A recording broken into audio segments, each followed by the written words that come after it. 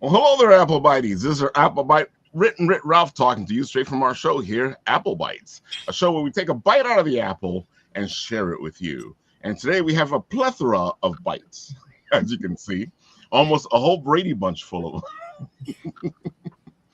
And of course, we love to geek out here, and of course, all the references will be geeky and fun, and things will happen, and other things will happen. And who knows what happens next? Brady Bunch is geeky now? I thought that was a normie thing. Brady Bunch is geeky. It's always been geeky.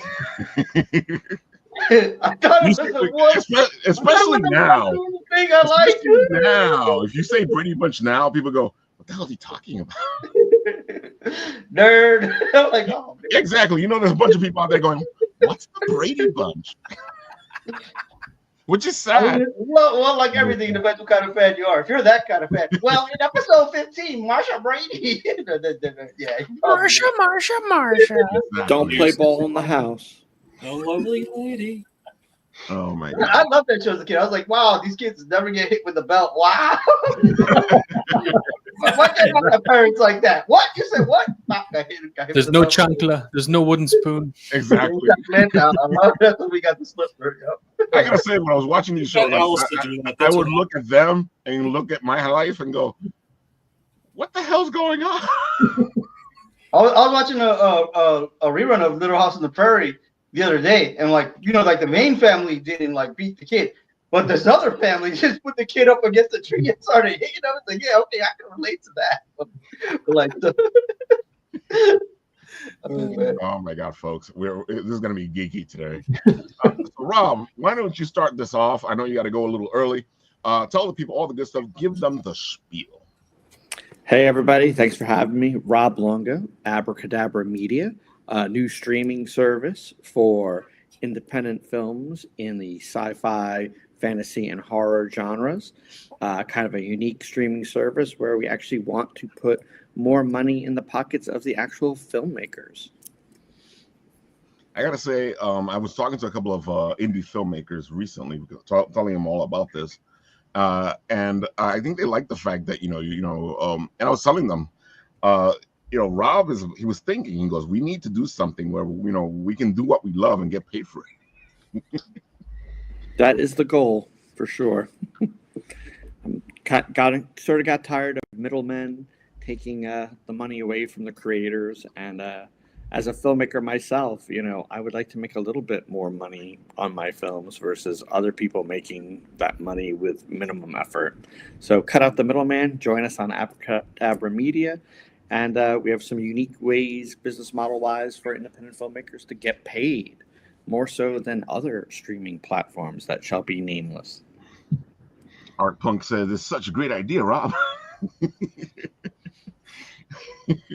I gotta say though, okay, so somebody's interested in joining Abracadabra, and they got this film. Which kind of films is it that you're looking for, first of all, to be on? So we're accepting shows like this, shorts, feature films, documentaries, anything in the genre of fantasy, horror, sci-fi, documentaries related to those three genres, martial arts, and crime drama. Ooh, I love it. I love all those. You're speaking my language here.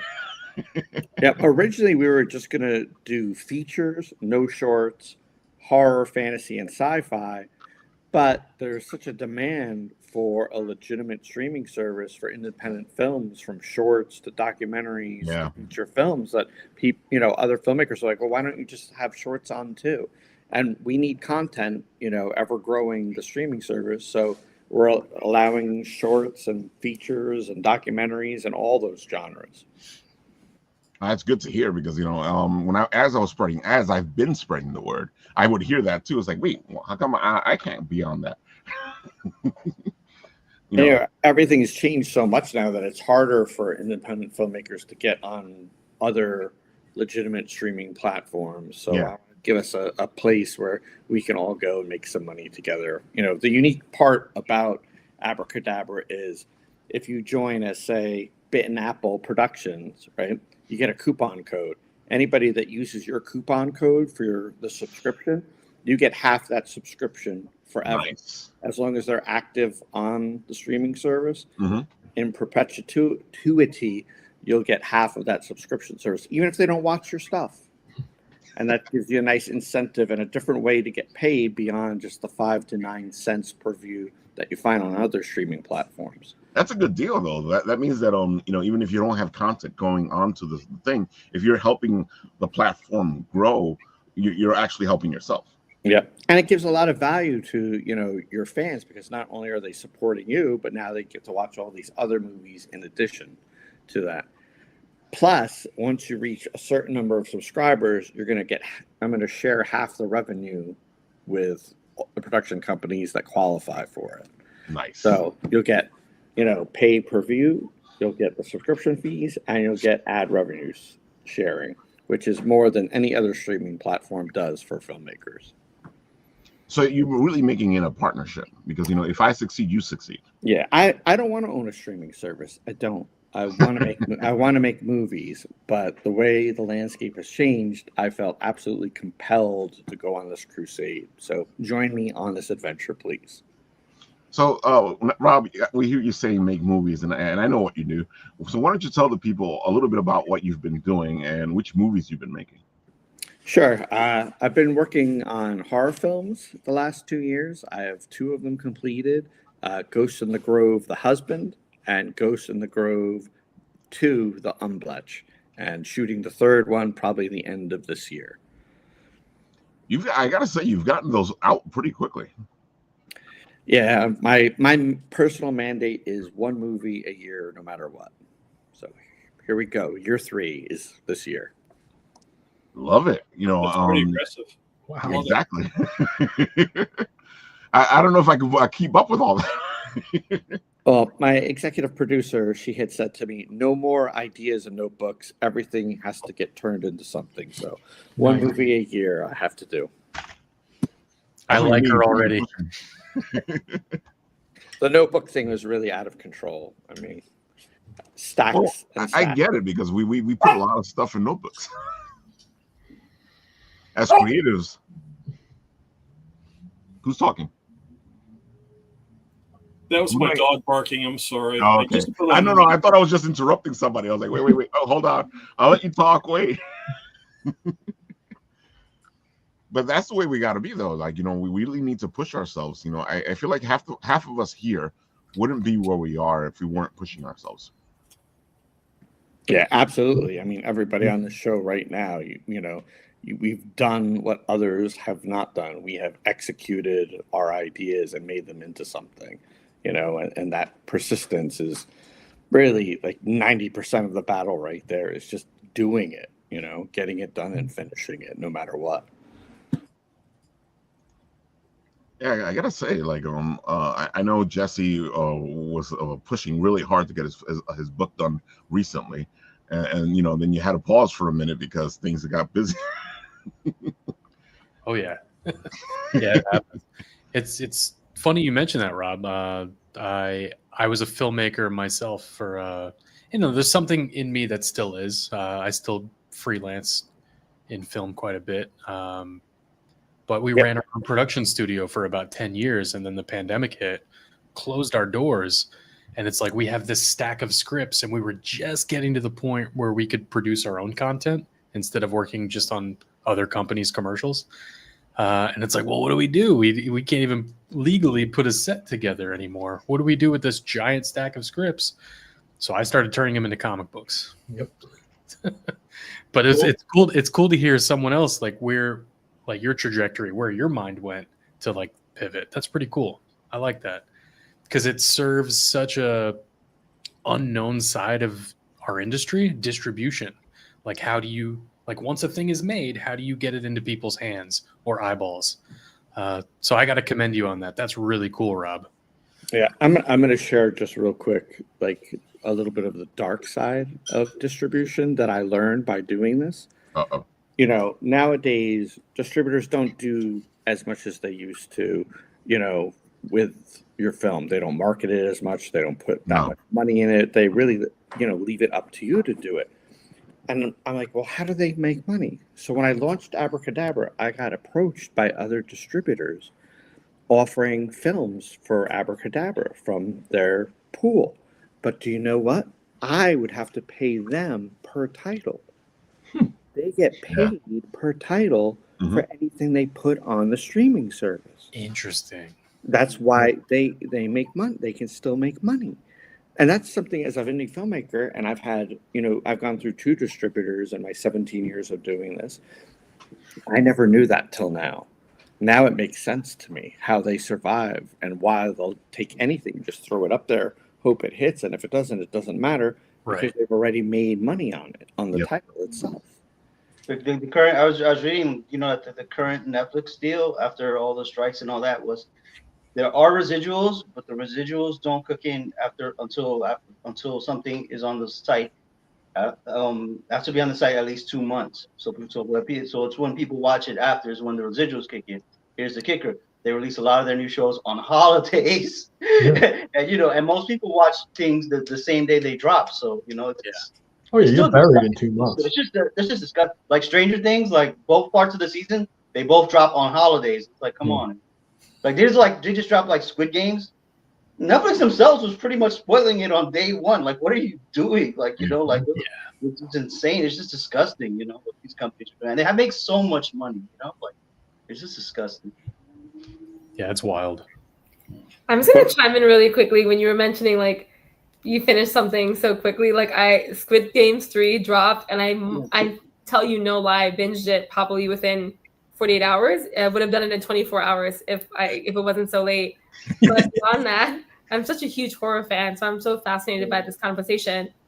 And I love that now the audience is speaking louder than the industry because there's such a demand for horror and thriller and sci-fi, whereas before it's like it was super niche to be into horror films. Now it's like what's leading in exhibition, so much so that now you have all these different series that are coming out, like Squid Games or something of that nature. But I really love what you said about supporting short filmmakers, because to me, shorts are the new feature. And everybody wants to support the little guy, like the new independent filmmaker. And shorts are so great because you have this challenge of having a story within a minute to 5 minutes to 10 or 20 minutes.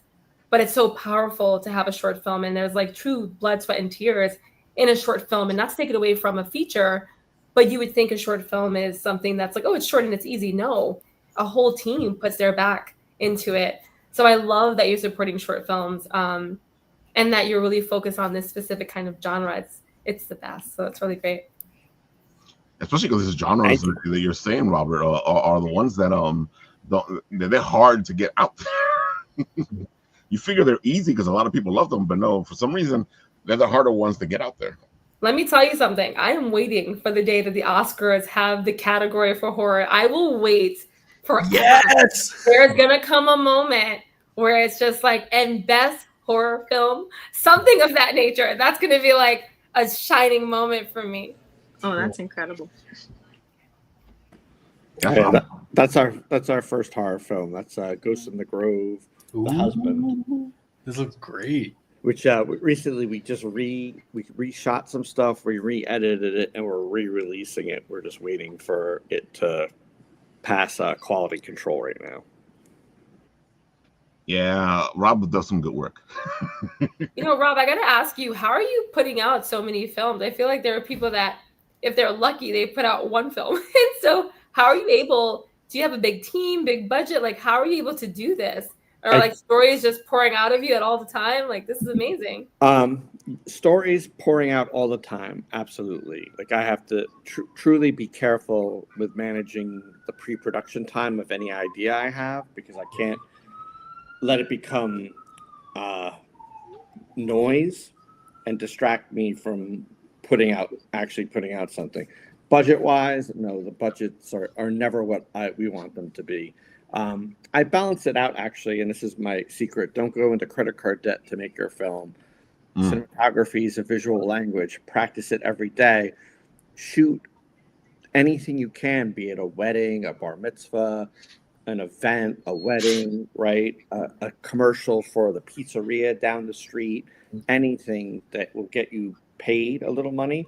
and allow you to keep practicing the visual language of cinematography, and then always put some of that money towards what you want to do, towards your movie. So that's how we're able to balance them out and put out one movie every year now. I love what you just said because it makes me think, just as a creative or an entrepreneur, like sometimes some people won't take a specific gig because it's like too little of money. But I think I love that you're like, no, if you love it and there's an opportunity, you take what you can to practice what you love and get better at it, because it's really the experience, and you never know like how much richer you are with the experience that you gained versus waiting around for like a gig where it's just like, no, that's more my worth. I will take that one, because you take what you get, and that's what it is. So that's great. Yeah, because I see it as, getting better at a language, right?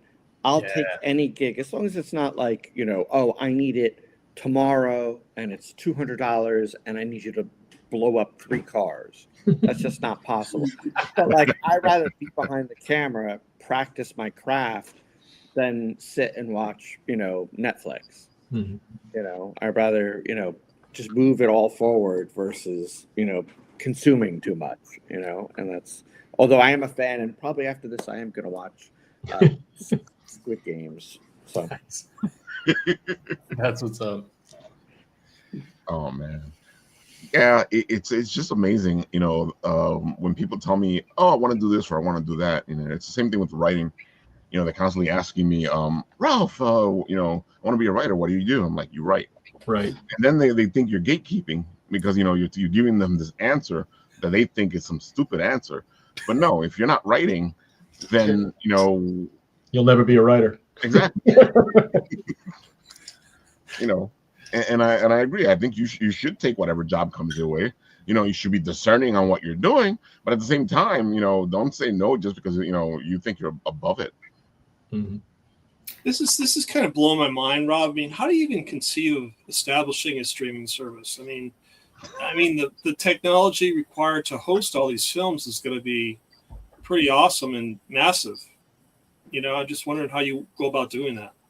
Oh, can I add to Paul really quickly? Because I had the same thought. I really want to know, Rob, on top of that, how do you choose what films you're acquiring for your streaming platform? Are you accepting every person that has an independent fantasy horror, or are you like going through and saying this is a little bit too long, or it doesn't really work for our platform?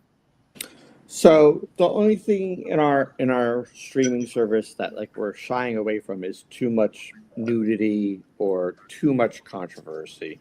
We don't want to shy away from any. We don't want to get rid of.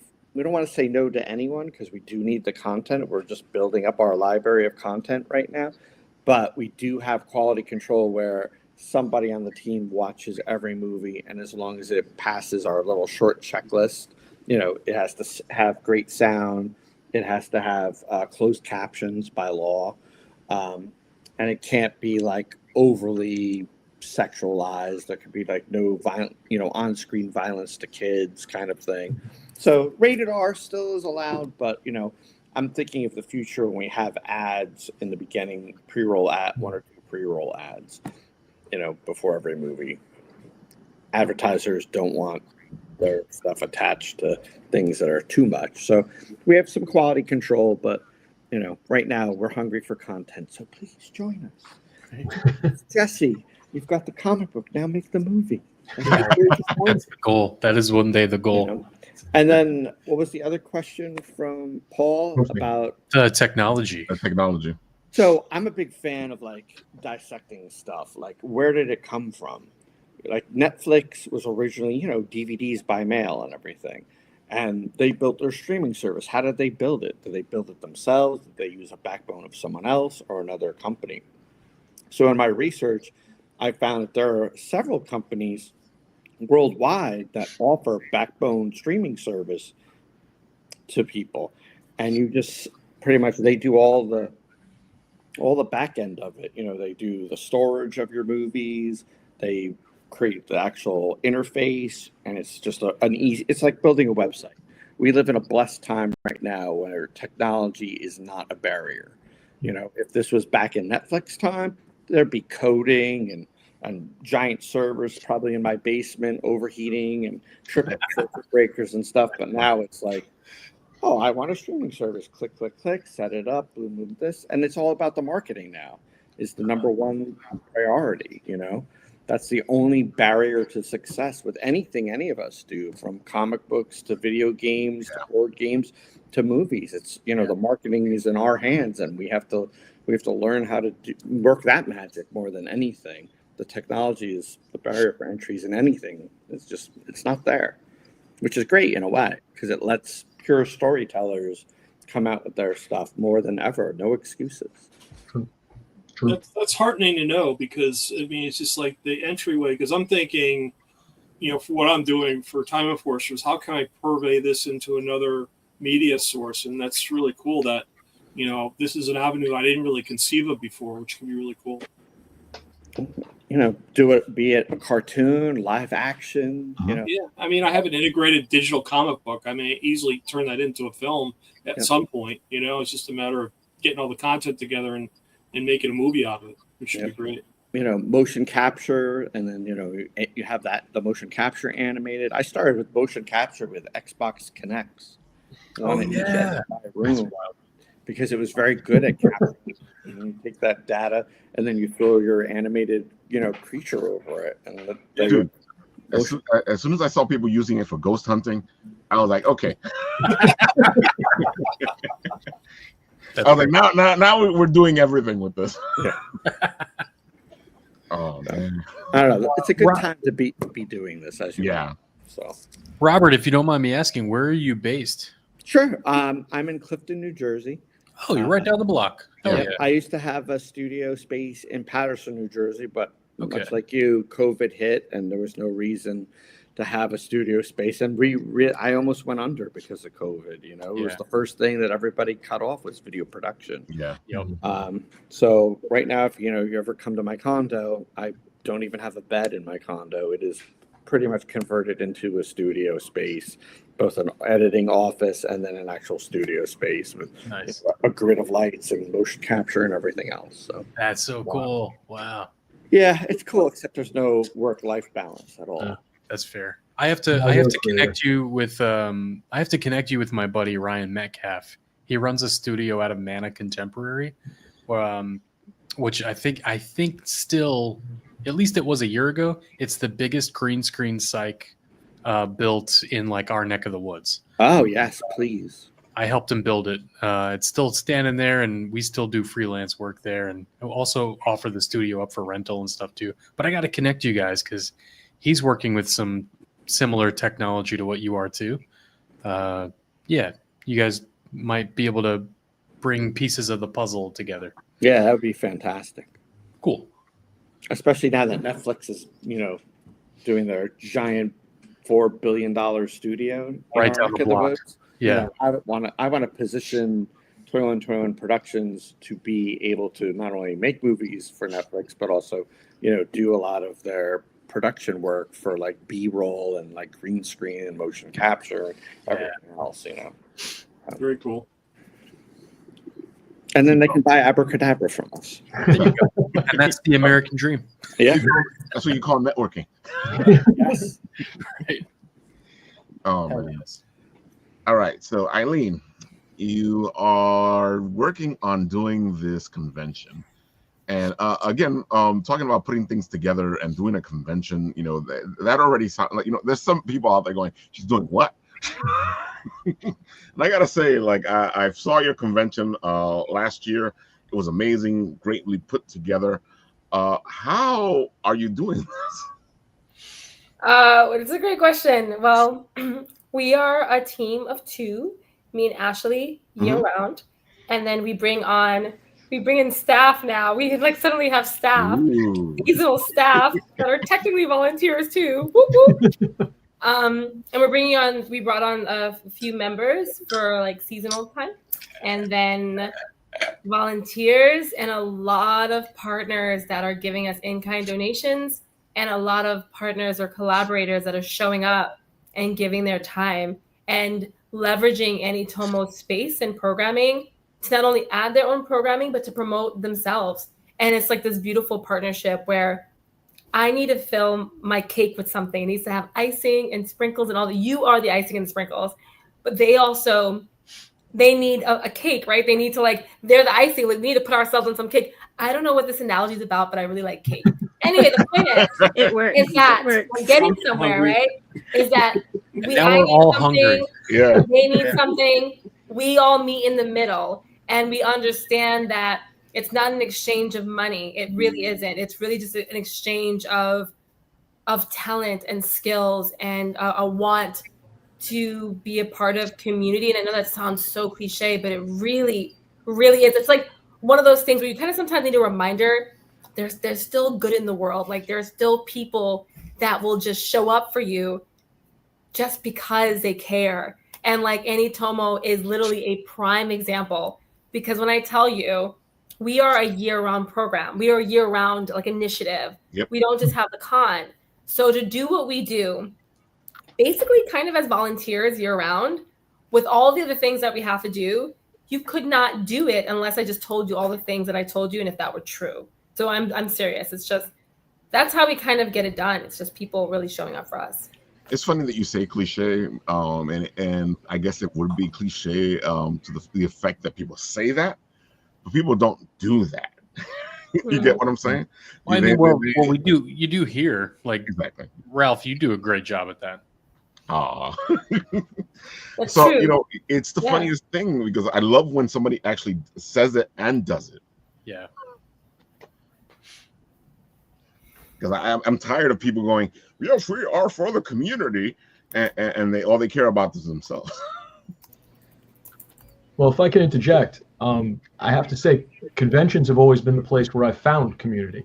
Conventions, for some reason, that's always been the best part of all the things I've done in my life, was being with those people and sharing those ideas. So more power to you, kid. That's great. Ooh. And I love that you said that, because we've had a few people that aren't able to make it like special guests because, they've double booked, and, we're all kind of scrambling for the same people sometimes, right? We all want to have Crunchyroll. We all want to have G-Kids. We all want to have Viz Media. We all want all the things. But somebody told me, somebody from our team, our head of artist, Ali, which we call Artist Atelier because we're fancy in that way, he said something so special. He said, but don't forget, Annie Tomo is the convention that does unconventional things. You are the convention that highlights up-and-coming artists. So if you don't get the big names, doesn't matter. You are possibly getting the names of people that will be in the stars much later on, but you program them. So that really helps me, because it's just that it's about me. A lot of people pay for a badge just to walk around in their cosplay.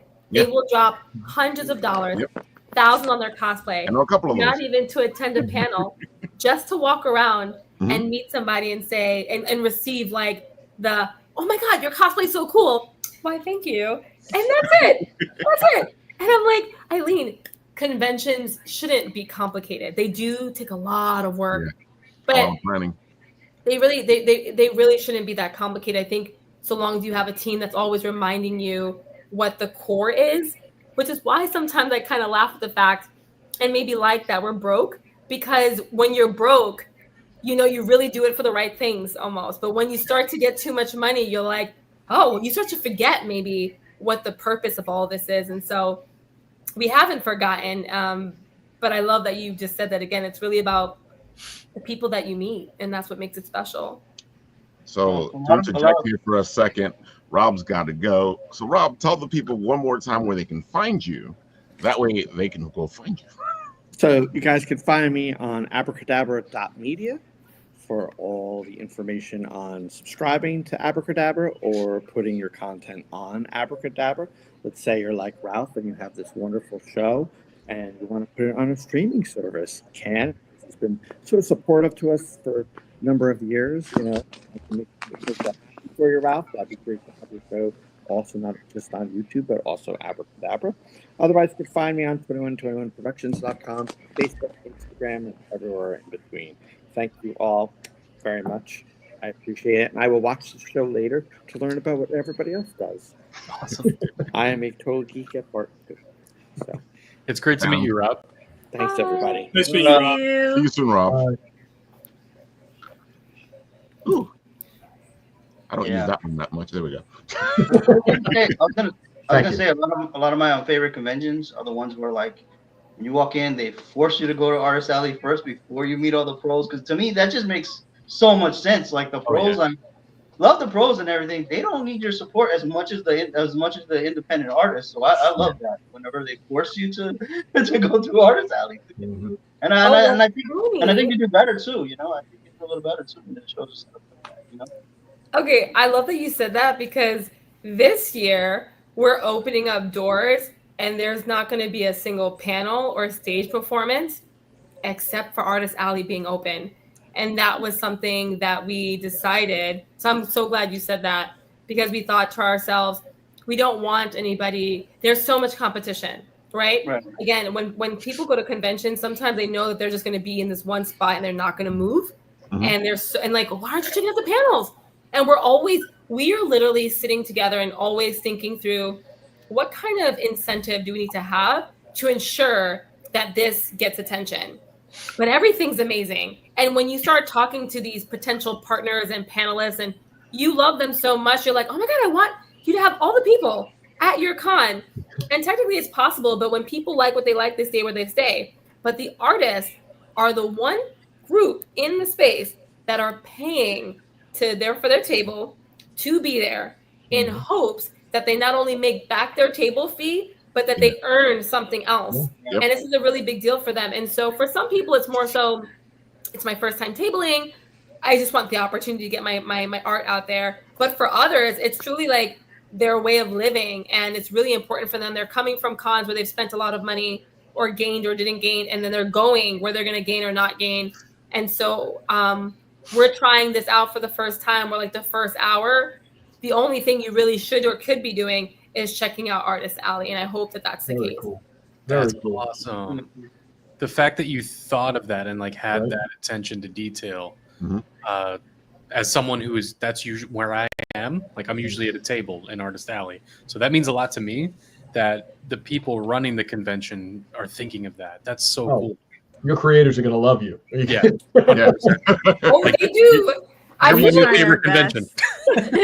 I feel like it's so funny. A lot of people say that, oh my God, we love, because we make ourselves extremely accessible. I leave voice memos on Instagram for people I don't even know. And Ashley's like, I need you to stop exposing yourself, please. And I'm like, hey, I don't know who you are, but like, thank you so much for that heart that you sent us. Also, what's your favorite anime? And you know, I don't know if it's always going to be like this, where like we're always so accessible, upper management. But for now, I kind of like it because it just kind of it's like your early beginnings. Like you're always going to remember what this felt like, you know. And this is the part that means the most. But no, a lot of people really enjoy working with us because we're so readily accessible. And for instance, you know, we got on this call and we're like, hey, we'd love to be at Anytomo. I'm like, sure, you want a table? We'll just table you. We'll put you in there. No thought in our head as to like where but I'm in the document right now and I'm like, all right, Big Apple TV, they need a table. We're gonna put them in. Okay. And you know, we get away with a lot, but maybe it's because we're not Javits Center size. We get away with a lot because I think there's still a group of people that are giving us a lot of grace. They understand where we are. They understand that there's a small group of people behind Anytomo. And even if they don't, I think they like that we're a little bit zany and bubbly and we're kind of like, we're doing this and our schedule is not even public yet and we're 2 weeks out and people are like, where's the schedule? And I'm like, you'll get it when we have it. And they're like, okay. Right. So like what? I think that people give us a lot of grace too because we're free. Like I feel like once you start tacking on dollars, people decide that they have entitlement to every little bit. It's whether the partners you're working with or the attendees you're working with. It's like it gets a lot harder without that pressure. But because they know that we're a community-driven event, it's like, oh, there's no schedule yet. they'll give it to us eventually. It's get like that, to it. Yeah, it's like that grain of salt. You know, a lot of people give us a lot of grace because they know we're very transparent about being a small team. And I think people kind of seeing us throughout the convention, because it's a lot of people, but you can see a huge yellow shirt. Like you can spot the people out. Like those are the people we got to talk to. So I think just being able to be a smaller convention and seeing us, that kind of gives us a lot of grace too.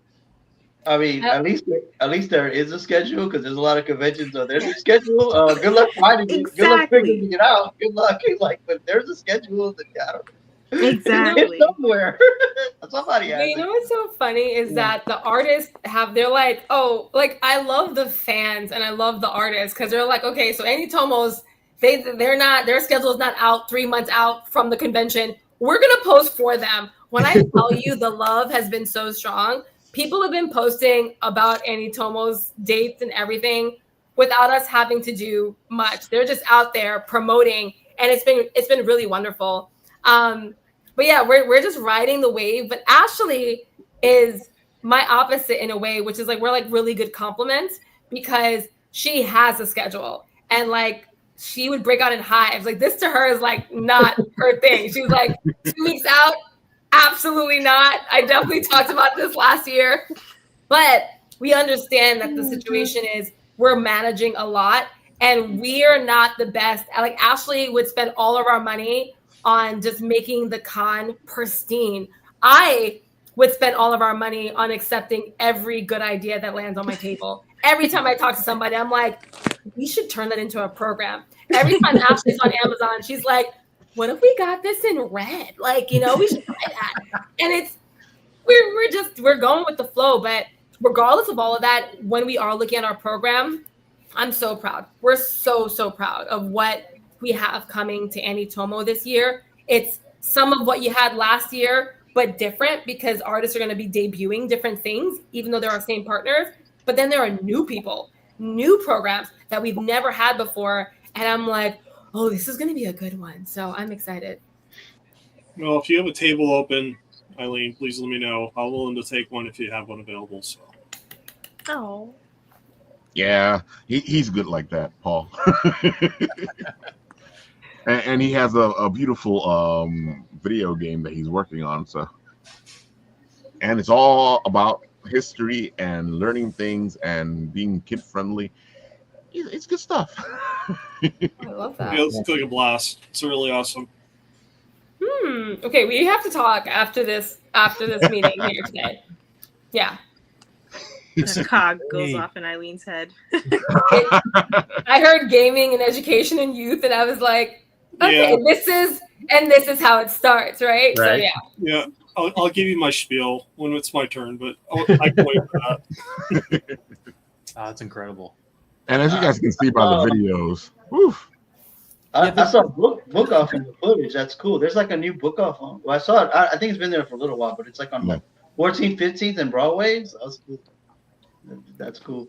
They actually expanded the book off in Japan Village, where we're hosted, and added Bandai Namco. Hey, cool. That's cool.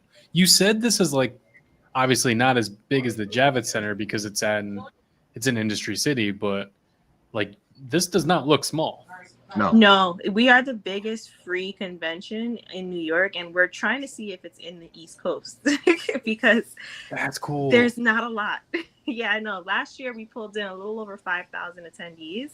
This year, no promotion. We're already at 2,500 reservations. No promotion. Literally no schedule. We have nothing. Dude, I gotta say, like I was there last year. And one of the things I love about you guys and a lot of the guys who are using Industry City for their conventions is they're utilizing Industry City. Mm-hmm. They're not just utilizing the area they're in, they're everywhere in Industry City, which kind of helps out because then you feel like you're in a bigger convention. Exactly. It's such a great spot. It really is. It's cool. We lucked out. We're not going to even pretend that we didn't luck out. We are a convention that promotes Japanese culture. Japan meets Brooklyn. I mean, we're in Japan Village in Brooklyn. It's just, and a lot of, we talk about this all the time, like in terms of budgeting, where you cut, where you like things that you really need, things that you really have to afford, and other things like, oh, we can't. When it comes to like decoration and creating the environment, I've always said like Javits Center is a blank canvas. A lot of venues are blank canvases. You have to fill it up. Yep. We are on the other side of that. We're like, we want to fill it up. We probably will in ways that feel very Anitomo. But for the Japanese aspect, it's already there. And so we feel like really fortunate that we're in a space that 1000% aligns with our mission. They're amazing venue partners, Japan Village. We have such great support from them. And I know that they welcome us because they value the program that we're bringing and the way that we do it. And I love that we're all on the same page about keeping it accessible and free. So everybody's winning. Japan Village is getting a new audience. We're getting a home for our con. And it's really exciting. And so, you know, the future is bold in terms of really building out our mascot, Tomo-chan, which you're seeing right here, which is actually a character that was drawn from our youngest Tomo member from year one. He was about 2 years old at the time. And he attended quite a bit of our other events with his mom. And one day I just said, you know, would it be okay if we, you know, got inspiration from your kid who's been coming to our events? And she said yes. And we created this character of this Latinx little boy who just loves anime things. And so it's becoming our mascot, and we're really playing around with that. We're excited to bring Remo, which I don't know if you know about Remo, but they're really picking up steam.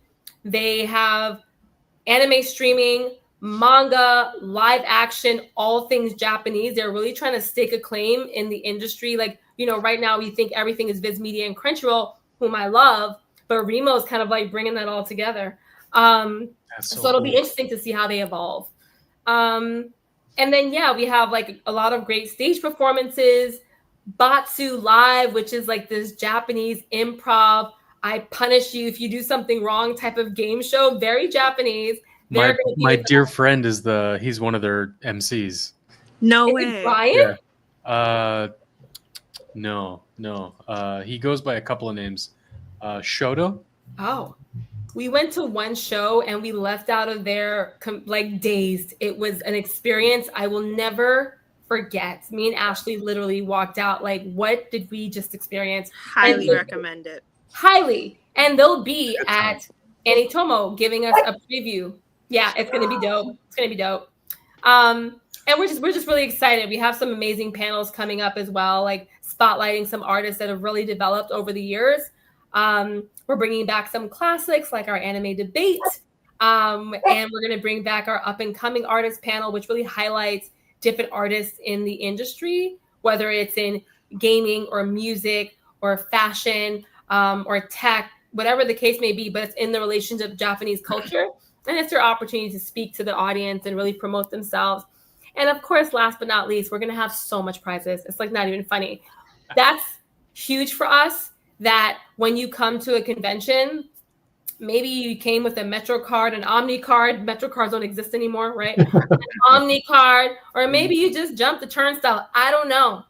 But I want you to feel that there's an opportunity for you to win something, for you to walk away with a prize.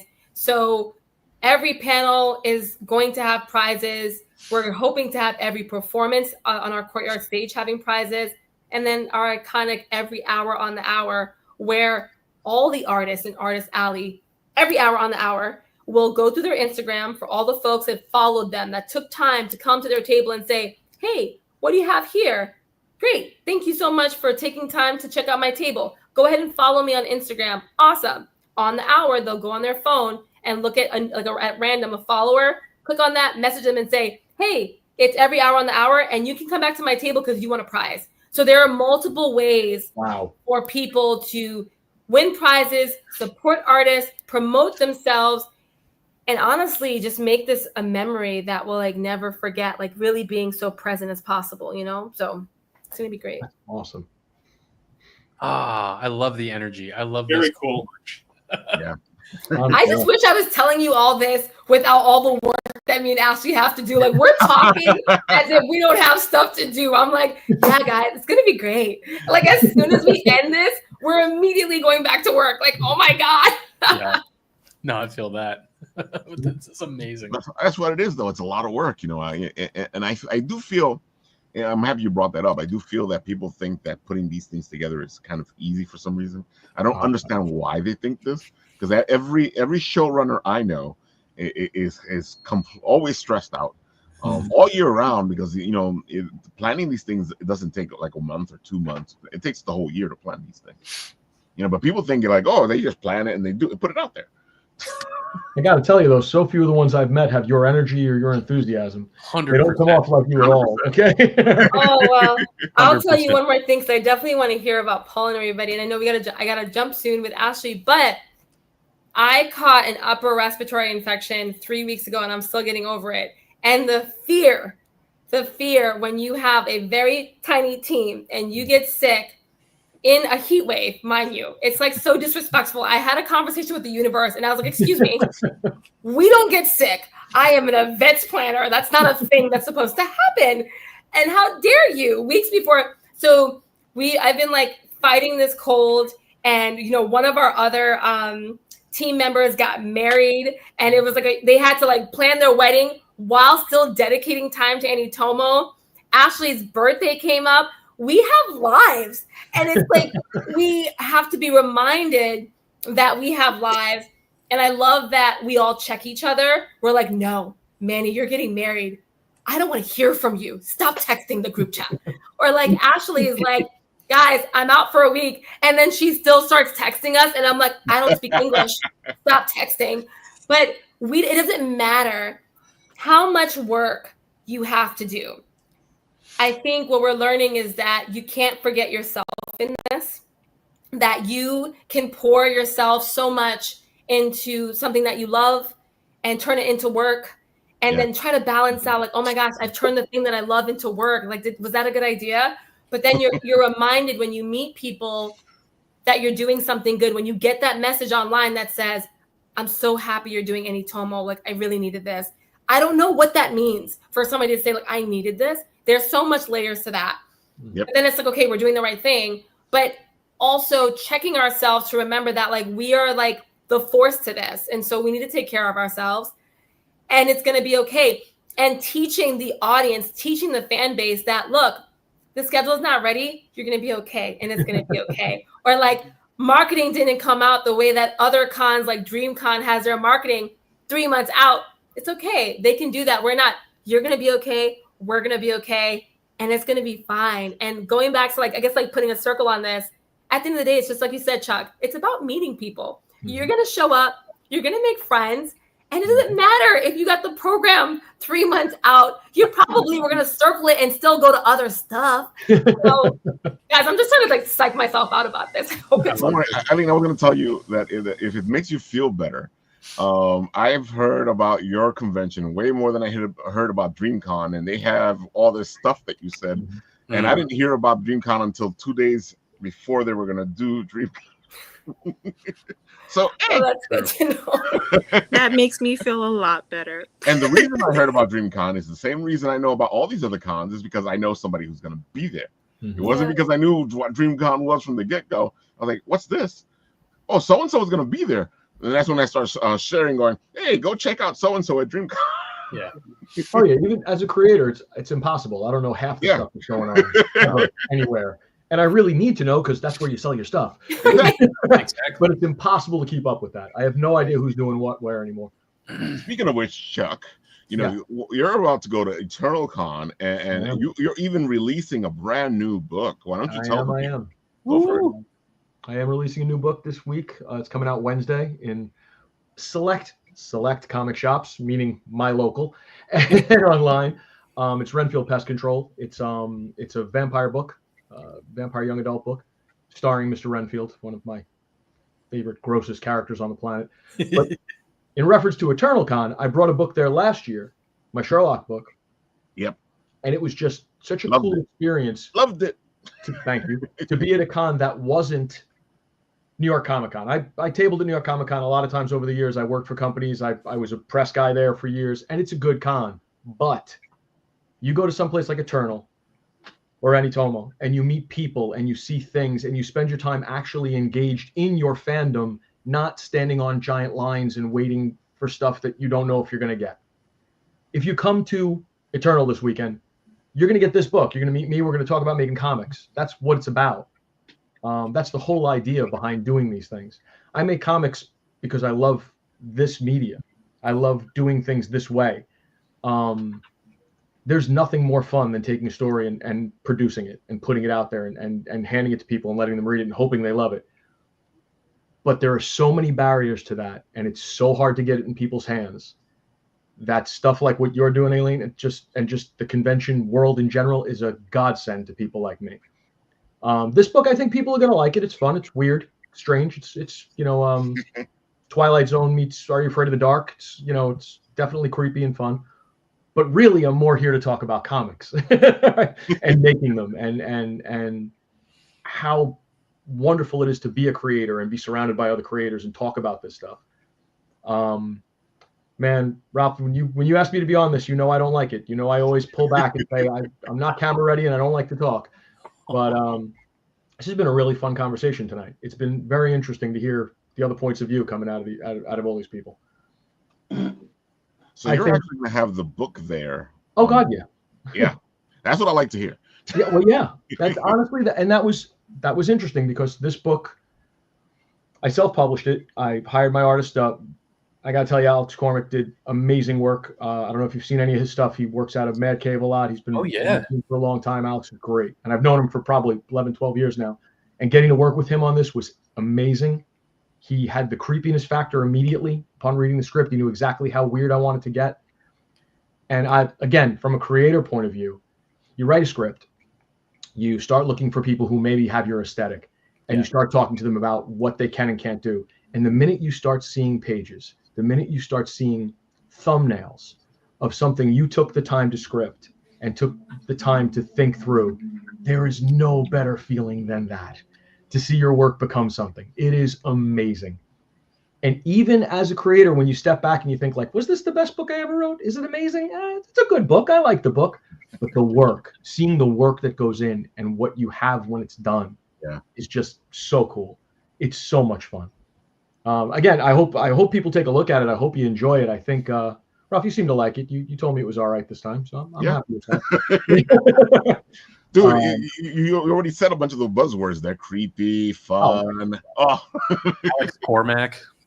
Dude. Alex, he's so good. Yeah, and I picked up this guy, Matt James from Snakebit Studio, to do the colors. And I got Micah Myers to do my letters, which Mike is wonderful.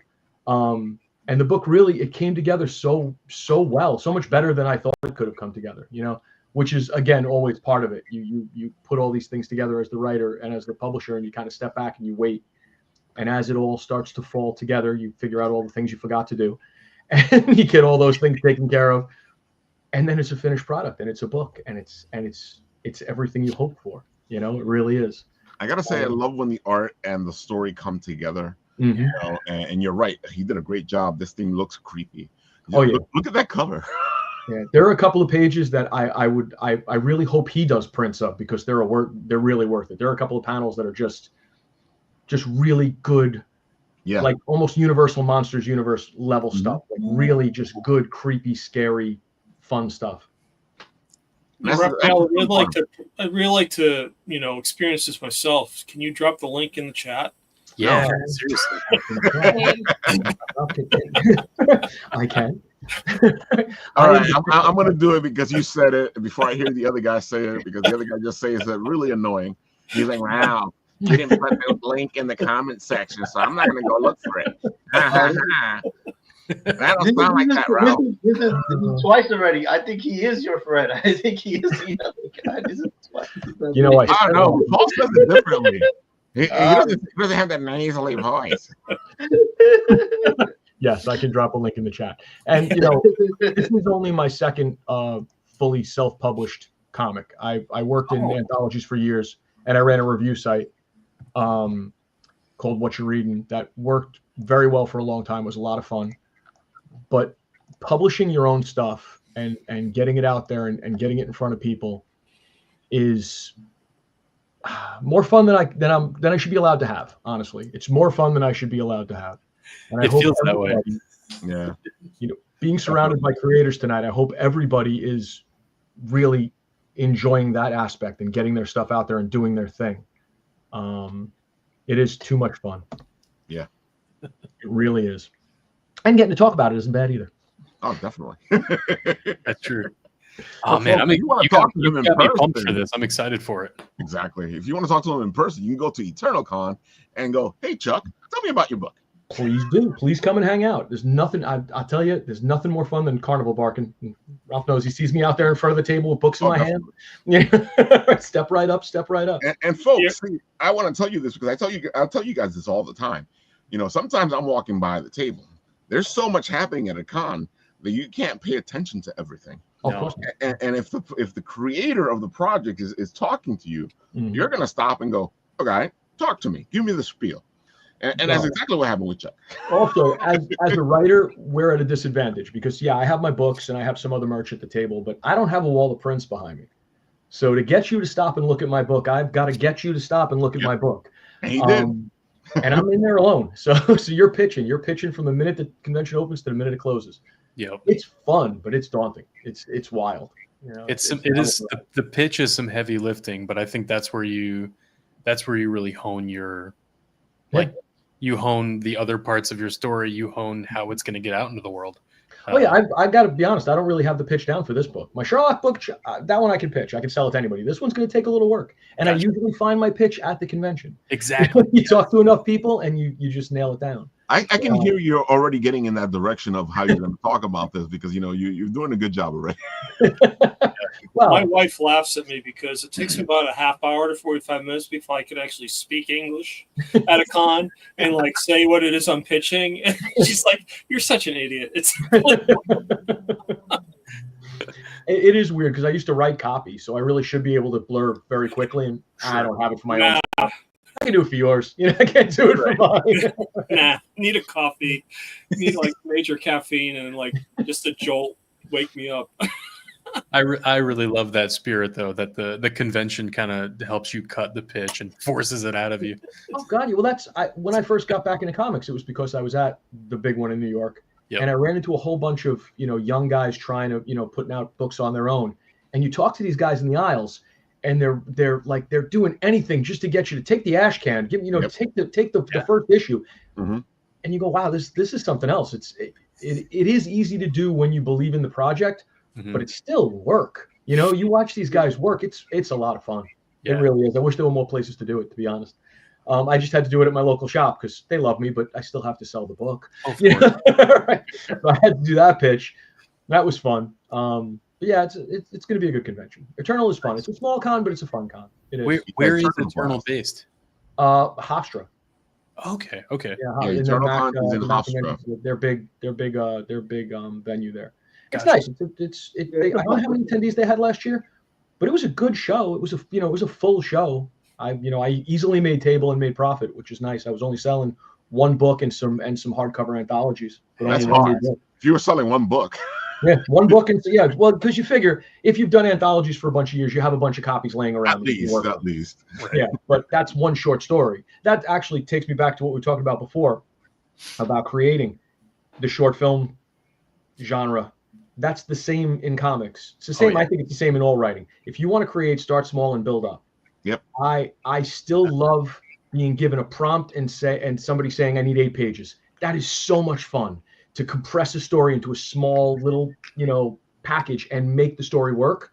I'm still pitching anthologies. I don't care. I'll publish my own comics forever, but I'll always pitch to an anthology because it's just something that hones your skills in writing at that level.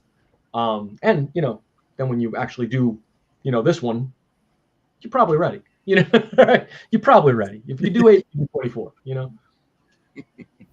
This is so great. I gotta say I love the cover. The composition, the color, everything about it. And that was interesting because I knew what I wanted to see. I knew what I wanted the layout to look like, but I didn't he came in with the angle. He came in with the depth of color. He came in with that beautiful, creepy look on his face. I actually had to step up the paper quality on the cover because of the saturation level and the depth of color. I wanted it to pop. I didn't want it to get lost, which I had no problem doing because when it looks that good, you just do it. You know what I mean? You go for it. That's what we were speaking before about Kickstarters, and that's one of the reasons why I didn't do a Kickstarter, because I wanted this book out. And my biggest problem is when it's done, I don't want to wait. I had a few people sniffing around this one that I might have been able to bring it to, small press guys, but I had it ready. I want to go. I want to sell my book. You're never going to make $1 million making comics, but you can sell good stories to people and enjoy it, Oh, that is such a strong tagline. You're never going to make $1 million, but you can share great stories. And listen, with that attitude, you're probably going to make $1 million. Even with that attitude, I feel like I love that you said that, Jesse, because I'm like, oh, but with that attitude, you're just going to be happy. You genuinely seem happy. Like the $1 million is already here. Right? You really do. It definitely you didn't make $1 million taxes. You didn't make $1 million. Don't forget to say what's on the side for the IRS. Oh man, Chuck, that's really inspiring. We missed I think I missed EternalCon last year. But the last time we went 2 years ago, we had such a fun time. It was just like I was talking about. As soon as you walk in, the first level, it's all indie artists and stuff, and then then when you go downstairs, it's indie artists and pros. So it's like it's great. And that time we went to, it was we got everybody, the whole crew was there. We had Shadow, we had Nat, and then our friends Mark and Kat, and everybody there. It was like a party. Mark killed me. Dude, I forgot that we were all there for one. Yeah, it was like the one time it was like you were able to find me because you could never find me, so you were able to find me. Oh, it was easy to find you at Eternal. You can't miss you. Yeah, it's just like Javits, we can't find each other at all, man. No. Our foods never work. We're always at the wrong place at the wrong time. He had a good time. Every time I've tabled at Javits, Ralph's like, "Hey, you're here. I'll come see you at some point." And we never find each other. It's weird for me because you're at a table, so you figure I should find you at some point. You know what my favorite is at all these cons is we meet each other Saturday, and then somebody gets greedy and says, "You know what? Let's meet each other Sunday." And we think this is so weird. Okay, we'll just meet each other again Sunday. The whole Sunday we do not meet each other. We try. We're always surprised when we get that Saturday. I always have it in my head when somebody says, "Let's meet on Sunday." It's like, no, this is it. That's stuff. I assume Jesse's one of those guys that actually stays at his table, right? You don't walk around, Jesse, and don't be at your table. Then no, I love it too much, and it's hard because I do want to roam, and I try to make a point 2 times a day to go see other friends or acquaintances that are tabling as well, and I'll get my brother or Celeste will man the table for a minute while I run really quick. But then it's always then that a line shows up or a few people show up that are super stoked on the art. Ralph, thanks, man. Cool. Oh wow. It's always when I run away that I get a text. Oh no, someone's looking at the book. You should get back. I'm like, oh, okay. So it's not even worth it. And I love, like you said, I love circus barking. I could do it all day long. It is work, but it's work you don't feel at the end of the day. It kind of revitalizes your soul, at least for me. Yeah, and I get that sense with you too, Chuck. It's the reason why I'm here. Exactly. I got to run Red Stylo Media's table in Baltimore one year alone, completely alone for the whole con. So literally bathroom breaks were begging my table, person next to me to watch my table. Yeah. But by the end of that convention, selling books I was in, selling books everybody else was in, pitching any project, being able to pitch anything on the table, man, I walked away from that going, I have to do this how do I do this forever? Oh, I got to make my own stuff? Okay, let's keep doing it. Yeah, exactly. That's how you do it forever. You make your own stuff. Exactly. Let's interject here again because Ash and Eileen have to go. So why don't you guys tell the people where they can find you, especially because next Saturday you will be at Industry City doing your convention. Oh, Eileen, do you want to take it off?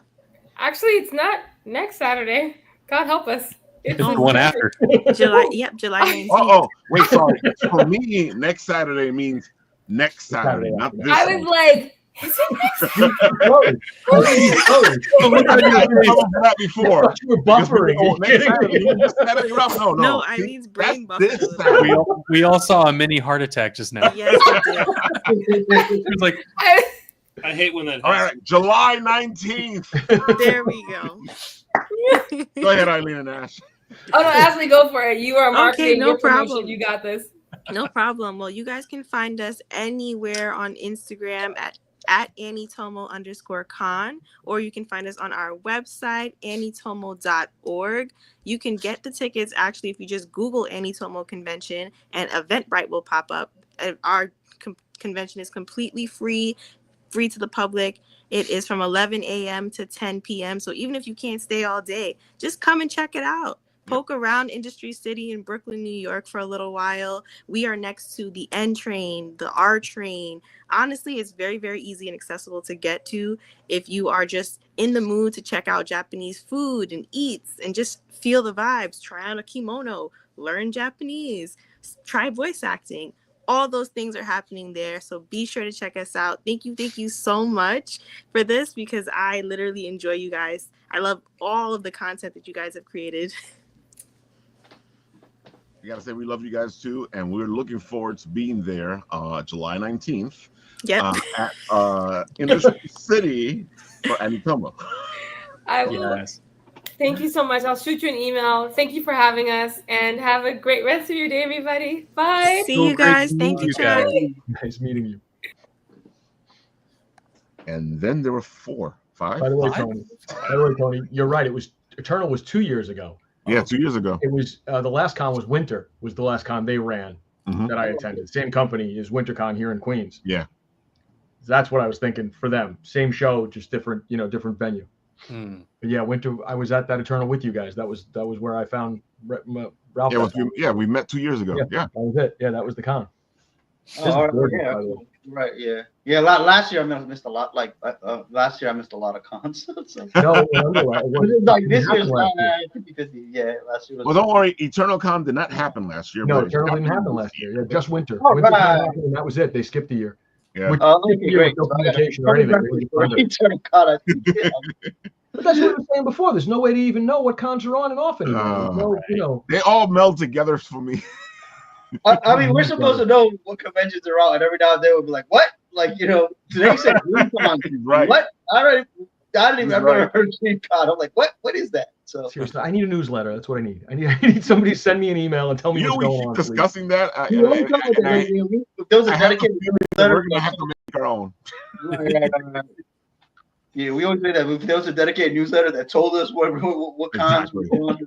Just tell me what it be. That would help.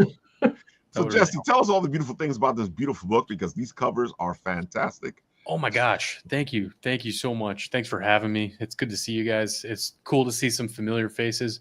Paul, I'm pretty sure you backed issue 1. I just added to the wish list for issue 2, Jesse. You're good. Oh, I love you for it. Thank you so much, man. You write the nicest notes too, just so you know. So Paul, how did you like issue 1? I thought it was awesome. I mean, I'm looking forward to issue 2. So Awesome. Get it out, man. We're doing it. Work faster. Come on. What's the problem? I read the stuff and I'm like, where's the video game?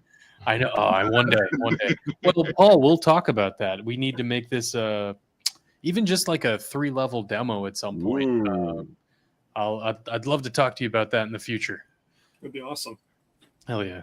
Yeah, welcome to Ashes of Eden, guys. Ashes of Eden's the story of humanity resurfacing to a new dawn.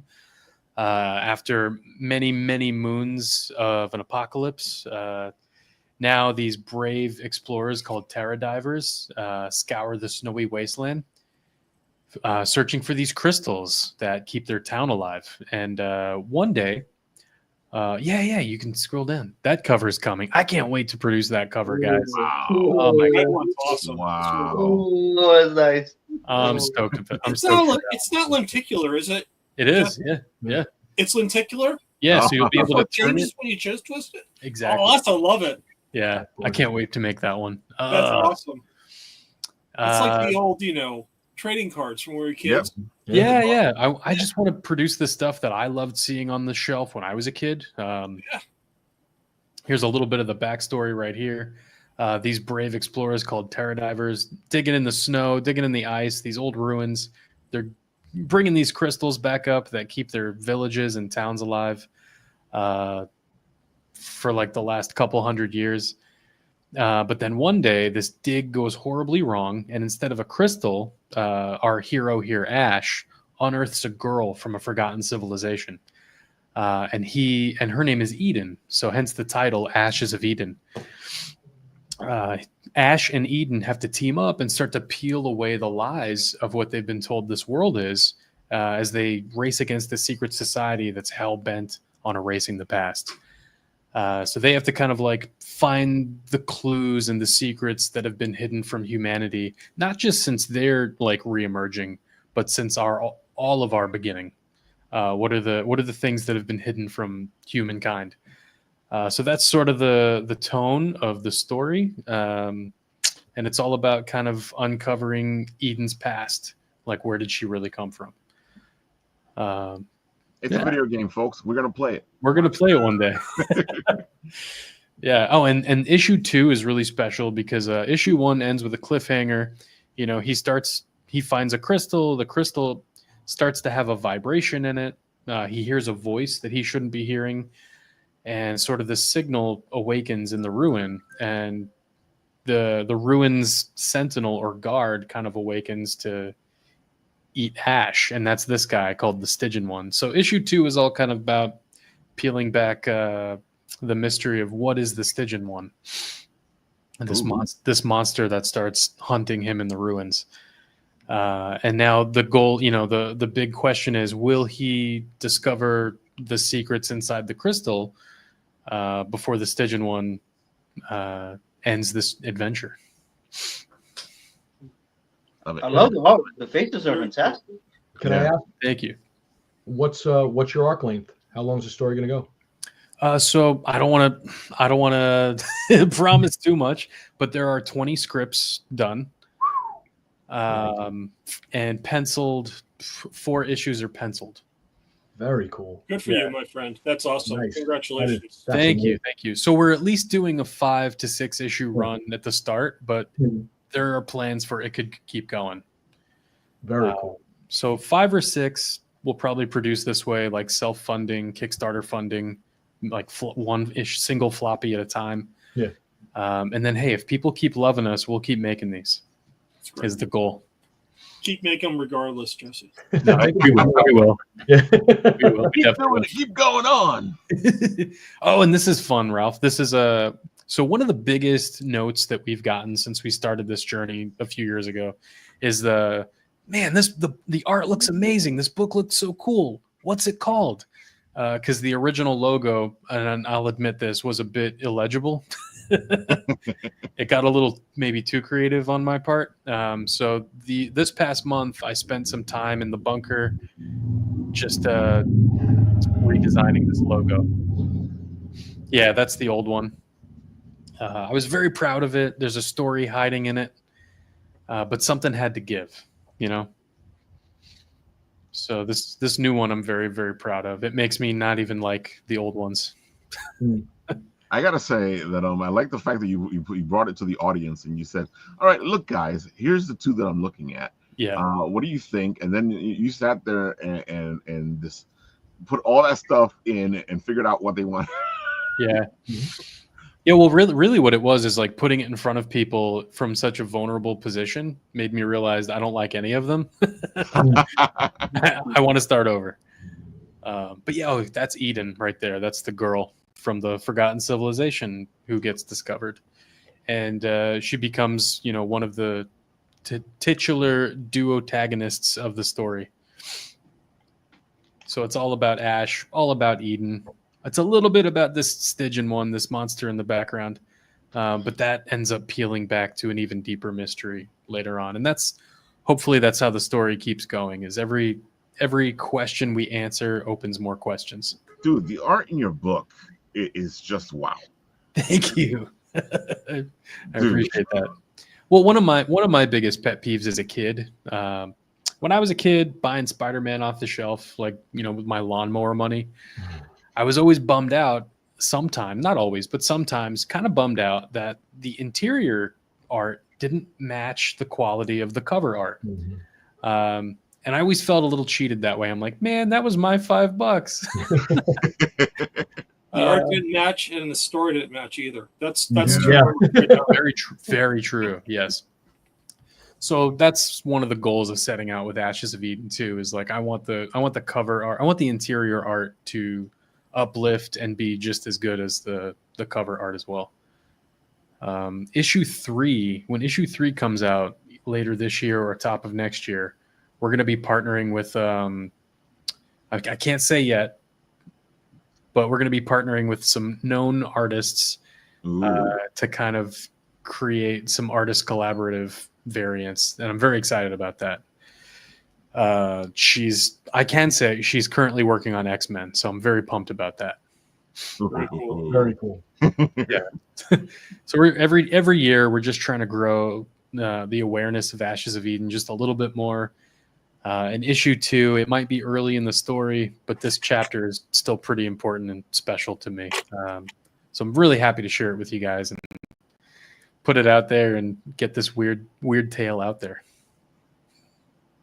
Very I can't cool. wait. Looks gorgeous. It's awesome, Justin.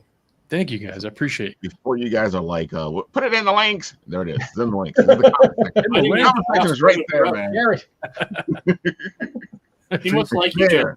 You didn't have to be asked. That's good. And I want you guys to remember that this is the perfect time to help out a project. Sign up to get notified, gives them the followers, puts them in a better place in the algorithm. There's so much to, dudes. If you want to help somebody out and you're saying you don't have the money, this is how you do it. The pre-follows definitely help. It's we what's it called? We were awarded Project We Love on Kickstarter last year, simply just from like how many pre-followers we brought to the table. That's great. That's what I say, folks. That's what I say. It was huge. It was huge for us being like that one. It's our first chapter in the story. It was our first time on Kickstarter. It really did make a difference and like help us make a splash and get our name out there in a good way. It's silly because like I'm so bad at this part, like saying, hey, go pre-follow the Kickstarter, and like I'm part of the comics launch community, and that's kind of like what we all train for. And right, they're great guys. It's great. It's a great program. Yeah, Tyler's a great guy. Everyone in there is like really good energy. I love it. I couldn't be where I am today if it weren't for those guys and that amazing community. I remember when he was just slinging books in Boston. Yeah. Back in the day. Yeah. He's another one. Like, oh man, his like the pitches he can come up with on the fly. He's pro level. Yeah, he really is. Dude, I'm always amazed at some of these people that I run into at the tables, and they got these silver smooth tongues, and you're like, yeah, bro, you're good too. You talk like this on the radio and on the TV and all that. I'm like, no, this happens because it has to happen. Right. I don't know about all that selling stuff. Like this is a necessity. Exactly. I mean, some people are so good. You just stop by to say hi, and next thing you know, you bought a book. Like, oh, exactly. Right. like Dirk Manning. Don't go by. Well, yeah, go by a table, but you're gonna end up leaving the book. Hey, stop by. Let's just say hi. Next thing you know, how does this happen? Man, it's 900% personality. It is. Anytime we go by Dirk Manning's table, next thing you know, we leave with 5 books, and you're like, what the hell? How did I do that? It was like it was a good book too, and he said, "Hey, this is really cool. You have it online because I'll get it online later because I'm trying to save money for the con, whatever. But I'll get it online later." And he's like, "Well, if you get it online, it's $15. Get it right now, it's $10." I'm like, well, okay. Okay. That's huge. Oh yeah. And we try to bring a lot of that energy to, because I started in conventions before I went through that Kickstarter course and like cut my teeth on Kickstarter. I try to bring the same energy to Kickstarter of like, no, you back it with us and like help us bring it to life on Kickstarter. You're getting a great deal that you're not going to find online. You're probably not even going to find that deal in conventions. So we really want to make it known that like you're a part of bringing this to life with us. Because we are a small book. We want to make we want to make some big noise with it and like make it look and feel really big in your hands. But for all intents and purposes, like this is our second issue ever. So we're doing our best, and we're happy that you're coming along for the ride. Yeah, folks, you got to check this out. It looks beautiful, and like I said, you would have been there before the video game. That's true. That's true. You got all the lore for the video game, which is important. All the lore. and it gets pretty lore heavy, but in a good way. We love lore. Not in the Final Fantasy VII. And the video game people love lore. That's true. I played Final Fantasy 13. I finished it. I still don't understand. You're not the only one. I still don't understand the game. No, ours is more like Mega Man meets Indiana Jones. It's digestible. Nice elevator pitch. Nice. Yeah, I love it. Elevator pitch. I was waiting for you to say it because I was like, he hasn't said it yet. Right? It's digestible and fun. And a little scary now and then, but mostly fun. And fun is what we like having here, folks. And of course, we're so. Talking video games. Paul Hebert, why don't you tell the people what you've been up to? Yes. I've been waiting for this. Time Enforcers is a role-playing video game and digital comic that makes learning history fun.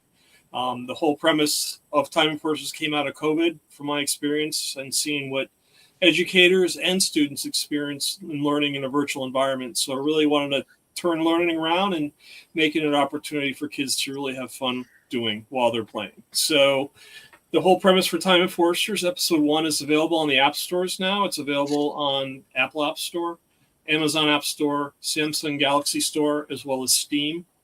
So Mac, PC, iOS, and Android. The first episode deals with the occurrence of a mysterious being disrupting the timeline, and it's up to the Galactic Space Time Consortium to figure out what's going on. And so they tasked their first Time Enforcer, Kaizen, who is a samurai warrior from feudal Japan, to figure out just what's happening. And so, being a true RPG, you go in as Kaizen and you try to figure out what's happening. But then you run into some obstacles and roadblocks. The Inquisitor, who actually works for the evil being Chronolith, will ask questions of the player before they can go through the game. And it's those questions that are being asked is where you learn history. And it's really meant to be a bit of a challenge, but not unsurmountable. You don't have to go to the internet. There's a handy-dandy Chronoton available that will provide you with all the answers to the questions. So it's just a matter of poking around, find the answers, and boom, you can get through the game, no problem. So that was the premise for episode 1. It does have an alternate ending, so if you do play it and you finish the game one way, try again, you'll finish it another way. So, and now we're working on episode 2. So episode 2 is going to be featuring 3 characters. The title of the episode is Flying into the Chronostorm. The main character will be Amelia Earhart in this case, and you'll be learning all about Amelia and her her phenomenal career as an entrepreneur as well as an aviator. She really was an incredible woman at a time when women really didn't have a voice. And so I really wanted to feature her as one of the premier characters in this next episode. We'll also be featuring 2 other characters. One is a character that I made up based on film noir characters like Sam Spade and Philip Marlowe. He's called Detective Nick O'Time. And no, sorry, puns are many in this game, so don't worry about it. But Nick O'Time will be voice characterized by our own Rafael Tavares. And so I'm really excited about having Rafael with that. And so Nick O'Time, being film noir, he is going to be appearing in grayscale. And anything he touches its color will turn to grayscale. So I'm having fun with this. It's really a lot of things that I learned in school that, what the heck, I'm going to break some molds and have some fun doing it. And the other part that I like about this game is creating violence when it's really not violent. And so Detective Nick O'Time has what I call is a gumshoe debilitator. It's actually a magnifying glass that will spit out blobs of bubble gum at enemies to incapacitate them in their tracks. Nice. So it's really fun trying to figure out ways to make this a fun experience for kids, not ultra violent, but have some fun while you're doing it along the way. And then the last character we have, who is actually on the screen there, is going to be Togo. He was actually the sled dog that ran the Serum Run in Alaska in 1925 for kids who are suffering from diphtheria, and he brought serum to them to help save their lives. So all the characters in Time Enforcers have some premise in history. They may be people who are actually lived at a certain time, but they may be characters that are based off that time as well. And so we have really cool merchandise. Ralph is going through the stuff now. This is the Inquisitor. She is featured as a blip chip. So it's a little fidget we developed with Game of Tunes. It's really a lot of fun. And then we have these magnets we offer. We just have a score of a plethora of merchandise that I just enjoy creating and hopefully get people engaged and really want to take part in this. So it's really a passion of mine to get this thing going and really take off. So very cool. Thanks. That's awesome. What's your grade level? Three Amigos. This is at Garden State Convention, Garden State Comic Fest, and the guys decided to get a T-shirt from me. This is the latest T-shirt that I developed. It has Chrono. It says "No one can stop me now," and so we all posed with the T-shirts outside after the con, and we said, "Yeah, Three Amigos. This is great." That's awesome. Nobody can stop us. Yeah, no one can stop us. And no one stop you. Order your T-shirt today. Very, very reasonably priced. Nice. I love anything that deals with history or diving deeper into history. It's so much fun to me. Thanks. Yeah, I appreciate that, Jesse. It's just the way I look at it is I learned history the old school way. I mean, I went to the library and found books. Yep. And so I really want to make this accessible to kids. So I'm not a historian, but anything that I use to research the facts in the game, I provide as a resource link for kids who play this. So if they want to go out, learn on their own, they can use the game as a way to, pivot from and then find more information about the subject matter that we cover in the game. So it's really important to me that, the history is accessible. Kids can find it. I'm pretty much anybody of any age can play this game. It's just not kids. Okay. So it's really, I've been playing it for 2 years now while I'm developing it. I still love it. It's really a lot of fun. That's amazing. Did you hear that recently they found Amelia Earhart's plane? I didn't hear that, no. Like in the last 72 hours. Really? That's amazing. I got to get on top of that. That's really cool. Yeah. It blew my mind. I'm a big history buff myself. And obviously that's like one of the, one of the mysteries. One of the big ones, yeah. Yeah. Big ones. Yeah, it's funny when I get on this program, I love meeting the creative people because I always come up with ideas in terms of, new levels that can be developed. And we had a show with Raphael several weeks ago, and, they were speaking about Native Americans and what they had done. I thought this would be really cool to feature and really a not really known Native American in this game and bring to light how important that culture is to our society as a whole.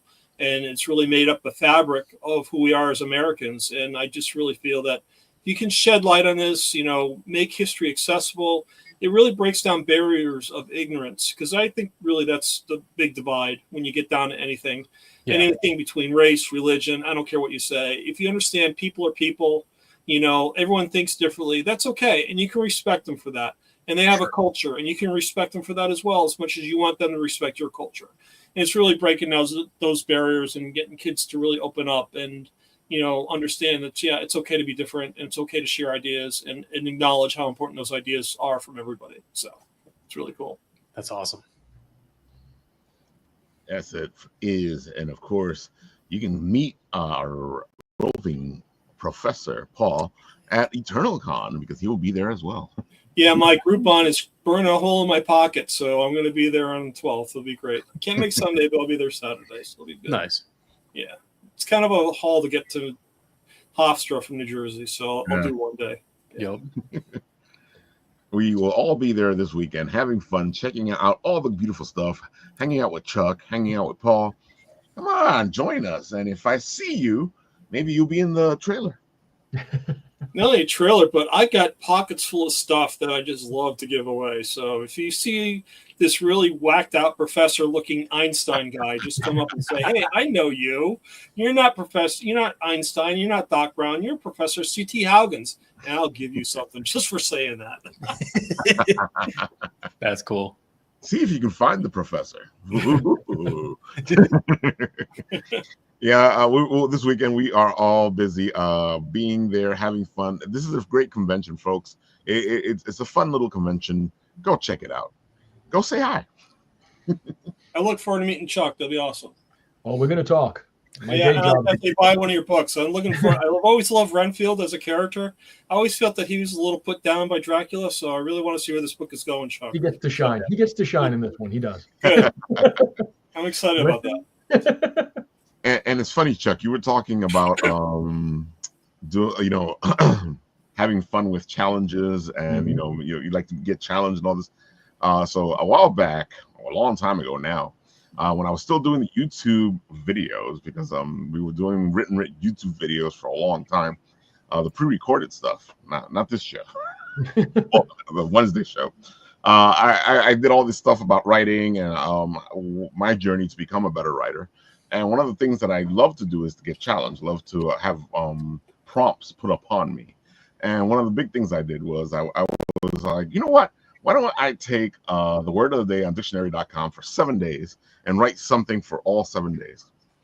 And out from that came out this story from the I can't even say the word because egalitarian.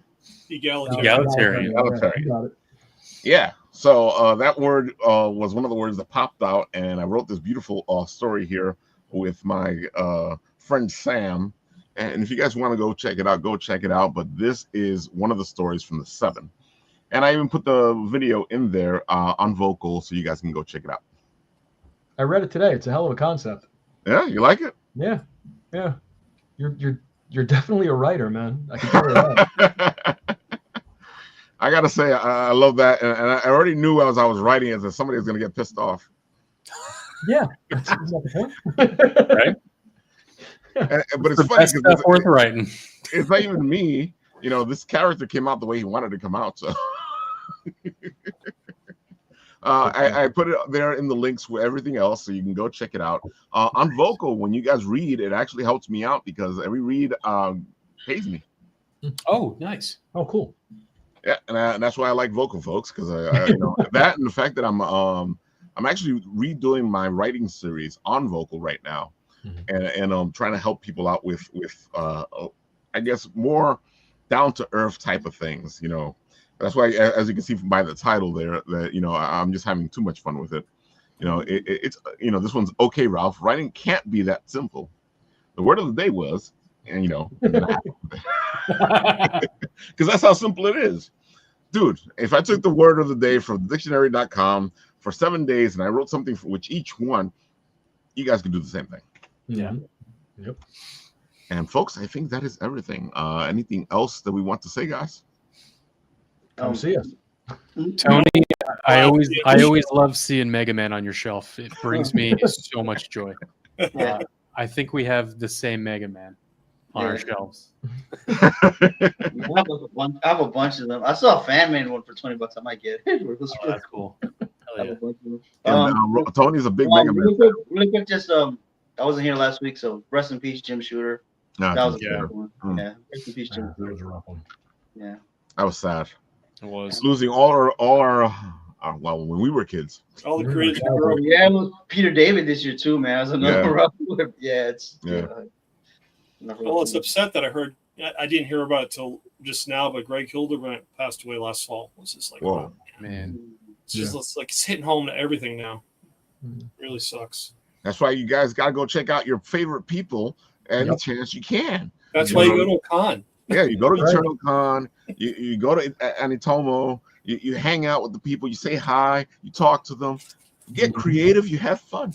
Right. Yeah, like I put up my favorite Jim Shooter story up on Bitten Apple. So, because this time like a lot of trolls are coming out to troll the guy. Like, what are you doing, man? I mean, he was a complicated person, but come on, man, the guy just died. Like, just be a human, So, time and a place. Time and a place. Exactly. Right. All right, folks. Hope you guys had a lot of fun. On this show, when it ends, I press this button and this happens.